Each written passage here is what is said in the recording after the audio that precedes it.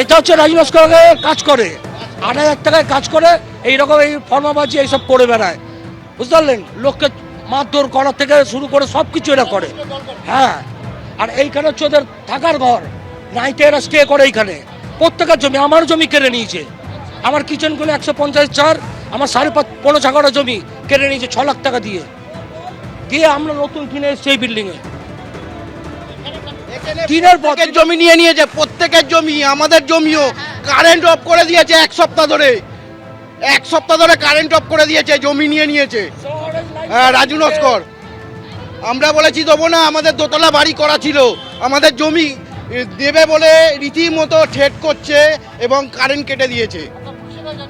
পুলিশে কোথায় যাবো? ওই তো পুলিশ। হ্যাঁ, অভিযোগ করেছিল, আমাকে মারধর করেছিল, 100 জন ছেলে নিয়েছে, আমাকে মারধর করেছিল।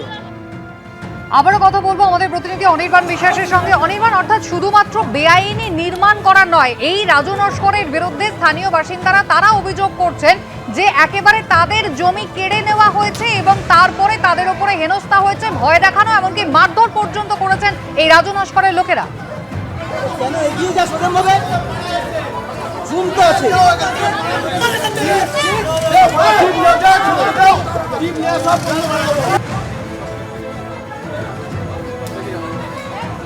রাজু নস্কর থেকে ফ্ল্যাট পারচেস করেছিলাম, তো এই যে আমার কাছে শুধু মানি রিসিভ কাগজ, আর আমার কাছে কোনো কাগজ দেয়নি। আমরা 25 লাখ টাকা দিয়ে ফ্ল্যাটটা নিয়েছিলাম, তার কোনো কাগজপত্র কিছু দেয়নি, শুধু মানি রিসিভ দিয়েছে। কিচ্ছু দেয়নি, শুধু বলেছিল যে 1 সপ্তাহের মধ্যে সব কাগজ তোমরা পেয়ে যাবে, আগে টাকাটা ক্লিয়ার করো। টাকা আমরা ক্লিয়ার করার পরেও 1 মাস হয়ে গেছে, কোনো কাগজ দেয়নি। বারবার বললে আমাদেরকে হুমকি দিচ্ছিল।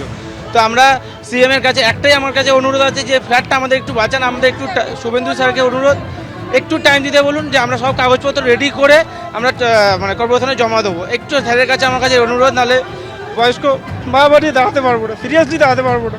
মানে ব্যাগে লোড আছে, বাইরের কয়টা আমার কয়টা সব দেওয়া, কি সব শেষ হয়ে গেছে, তারও জায়গাটি। হেনস্থার শিকার হতে হচ্ছে মানুষজনকে, এমনটাই তারা অভিযোগ করছেন। বেলেঘাটায় এই প্রমোটার রাজু নস্কর একেবারে প্রাক্তন শাসক দল তৃণমূল কংগ্রেস ঘনিষ্ঠ এই রাজু নস্কর, যে দীর্ঘদিন ধরে শুধুমাত্র লোকজনের জমি কেড়ে নিয়েছে এই নয়, 25 থেকে 30 লক্ষ টাকা দিয়ে তারা এক একজন ফ্ল্যাট কিনেছেন, যার শুধুমাত্র রিসিপ্টটুকুই তাদের কাছে রয়েছে, কোনো কাগজপত্র দেওয়া হয়নি, রেজিস্ট্রেশন তো হয়নি, মিউটেশন পর্যন্ত হয়নি। অর্থাৎ এখন তারা কি করবেন, কোথায় যাবেন, এই নিয়ে দুশ্চিন্তায় চোখের জল ফেলছেন স্থানীয় মানুষজন। রাজু নস্করের হয়ে কাজ করেন এমন একজন ব্যক্তির ওপর রীতিমতো আজকে চড়াও হলেন স্থানীয় বাসিন্দারা।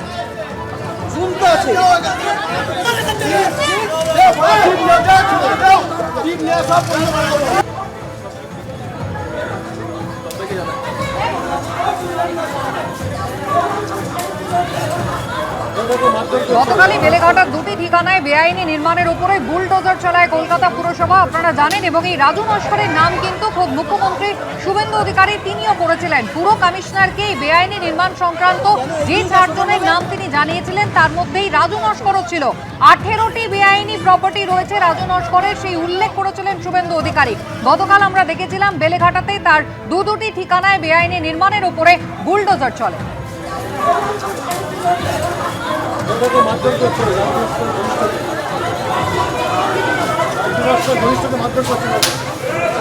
রাজু নস্করের অফিসের সামনে এই মুহূর্তে প্রচুর মানুষ যারা বিক্ষোভ দেখাচ্ছেন, তাদের বক্তব্য তাদের কাছ থেকে 25 লাখ 30 লাখ টাকা নেওয়া হয়েছে, কিন্তু কাউকেই ফ্ল্যাট দেওয়া হলেও ফ্ল্যাটের সঙ্গে যে সরকারি রেজিস্ট্রি বা মিউটেশন সেগুলো করানো হয়নি। কিছুক্ষণ আগে রাজু নস্কর ঘনিষ্ঠ একজন, তিনি মোটর বাইক নিয়ে যাচ্ছিলেন, আচমকাই তার উপরে চড়া হন এই সমস্ত বিক্ষুব্ধ মানুষেরা, এবং তারা বলতে থাকেন রাজু নস্করই হচ্ছে বেলেঘাটার ত্রাস, রাজু নস্করের কথাই শেষ কথা। স্বাভাবিকভাবে এখানে উত্তেজনা ছড়ানো হয়। এই মুহূর্তে কেন্দ্রীয় বাহিনীর জওয়ান যারা রয়েছেন, সেই কেন্দ্রীয় বাহিনীর জওয়ানদেরকে এখানে ডিপ্লয় করা হচ্ছে, যাতে কোনো ধরনের কোনো পরিস্থিতি না বিগড়ে যায়। কিছুক্ষণ আগে আমরা যারা স্থানীয়দের সঙ্গে কথা বলছিলাম, তারা অনেকেই বলছেন যে গতকাল তারা কিনা কলকাতা পুরসভার তরফ থেকে তারা যে বিল্ডিংয়ে থাকেন সেই বিল্ডিংয়ের নোটিশ পেয়েছেন, এবং নোটিশ পাওয়ার পর সেই সমস্ত নোটিশ দেখে তারা কিছুটা হতাশ, কারণ তারা রাজু নস্করকে 25-30 লক্ষ টাকা করে দিয়েছেন, বড়জোর নোটারি বা এগ্রিমেন্ট হয়ে রয়েছে। এবং এই যে রাজু নস্করের অফিস, আমার ক্যামেরাম্যানকে একটু এগিয়ে আসার চেষ্টা করতে বলবো, এই যে রাজু নস্করের অফিস এখানে রয়েছে, সেই রাজু নস্করের অফিস থেকে কিন্তু আজকে কাগজ বিতরণ করবার একটা নির্দিষ্ট সময় দেওয়া হয়েছিল। লালটু বলে একজন রাজু নস্কর ঘনিষ্ঠ, তিনি বলেছিলেন সকাল 11টা থেকে এই 1C ইস্ট কুলিয়া রোড এই রাজু নস্করের অফিস থেকেই নির্দিষ্টভাবে ওই যে প্রপার্টি, সেই প্রপার্টির কাগজ ডিস্ট্রিবিউট করা হবে। কিন্তু যখন তারা আসলেন, তারা দেখতে পেলেন রাজু নস্করের অফিস বন্ধ, এমনকি লালটু বলে রাজু নস্করের যে সহযোগী, তার ফোনও সুইচ অফ। এরপরেই কিন্তু তারা ক্ষুব্ধ হয়ে ওঠেন, তারা বিক্ষোভ দেখান, এমনকি রাস্তায় পথ চলতি রাজু নস্কর ঘনিষ্ঠ একজনকে হাতের কাছে পেয়ে তাকে কিন্তু চত্থাপ্পড়েও মেরে দেন তারা। এবং তারা বলছেন যে রাজু নস্করই কিন্তু এখানে শেষ কথা, এবং সমস্ত বিষয় রাজু নস্কর এখানে যা করছে তার সমস্ত বিষয় সম্পর্কে ওয়াকিবহল স্থানীয় কাউন্সিলর থেকে বিধায়ক, সাংসদ, প্রত্যেকে। এমনকি বেলেঘাটা থানাতে অভিযোগ জানিয়েও কোনো সুরাহা তারা পান না বলে অভিযোগ করছেন স্থানীয় বাসিন্দারা। ক্যামেরা প্রবীর সামন্তের সাথে জনমান বিশ্বাস, এবিপি আনন্দ, কলকাতা। শুভেন্দু অধিকারী দাবি করেছিলেন এই রাজু নস্করের অন্তত 18টি বেআইনি সম্পত্তি রয়েছে। গতকাল দুটোর ওপর বুলডোজার চলেছে এবং আজকে একাধিক সম্পত্তির গায়ে কিন্তু ইতিমধ্যেই নোটিশ পড়েছে কলকাতা পুরসভার। কিন্তু তার যে অফিস, সেই অফিসের বাইরের কি ছবি, অনির্বাণ বিশ্বাস রয়েছেন আমাদের সঙ্গে। অনির্বাণ, আমি একবার অফিসের বাইরের ছবিটা দেখতে চাইবো। অফিসটা কি এখনো অ্যাক্টিভ রয়েছে? এখানে কি কেউ আছেন, কেউ কাজ করছেন? দেখো কুসুমিতা, তোমাকে প্রথমে জানিয়ে রাখি যে গতকাল থেকে যখন রাজু নস্করের বেআইনি নির্মাণ ভাঙার কাজ কলকাতা পুরসভা শুরু করেছে, তখন থেকে কিন্তু ঠিক এই 1C ইস্ট কুলিয়া রোড, এই যে আজমির গ্রুপের যে অফিস, অর্থাৎ রাজু নস্করের যে অফিস বলে পরিচিত, সেই অফিস কিন্তু তালাবন্ধ। এবং এই অফিস থেকে কিন্তু রাজু নস্করের বিভিন্ন যে প্রজেক্ট, সেই প্রজেক্টের কাজ হতো।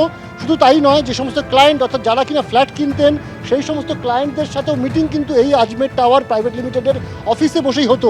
গতকাল থেকে অফিস সম্পূর্ণরূপে বন্ধ।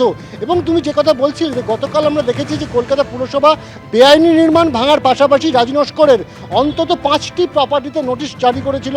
সেই নোটিশের মধ্যে ছিল কোথাও রেস্তোরাঁ, রাজু নস্করের অফিস, সমস্ত কিছু ছিল সেই 5টি নোটিশের মধ্যে।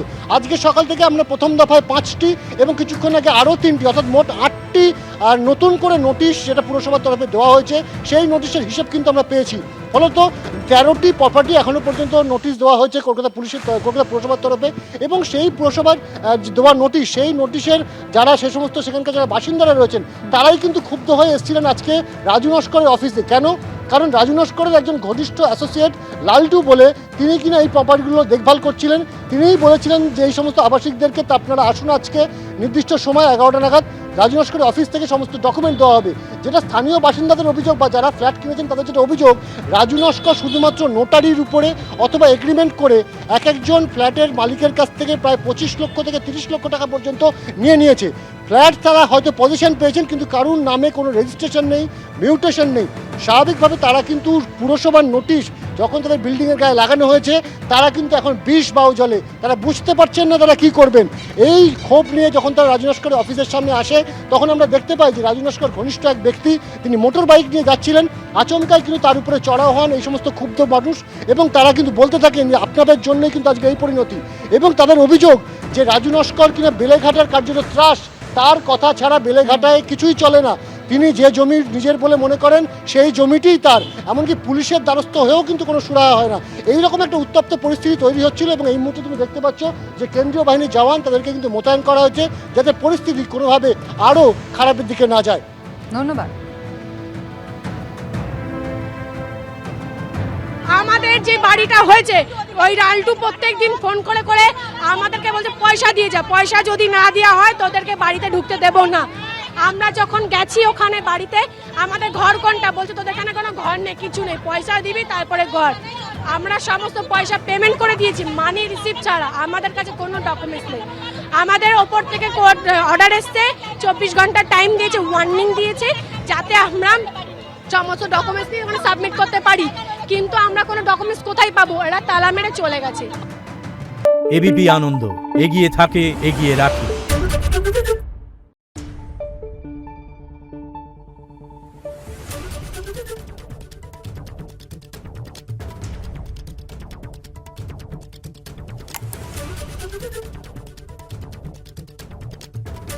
Thank you.